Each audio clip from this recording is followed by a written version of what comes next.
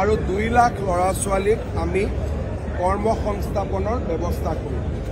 চৰকাৰী চাকৰিয়ে 1.5 লাখৰ সংখ্যা পাৰ কৰিছে।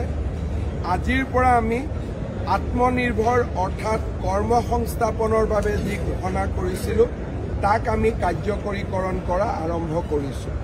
আজি আমি 25,000 ল'ৰা ছোৱালীক 2 লাখ টকাৰ অনুদানৰ বাবে নিৰ্বাচিত কৰিছোঁ। 1 লাখ টকা ৰাজ সাহায্য হিচাপে পাব আৰু 1 লাখ টকা তেওঁলোকে 3 বছৰ গেপ দি পৰৱৰ্তী 5 বছৰত সৰু ইনষ্টলমেণ্টৰ জৰিয়তে উভতাই দিব লাগিব আৰু চৰকাৰক তাৰ বাবে কোনো সুদ বা ইণ্টাৰেষ্ট দিব নালাগে।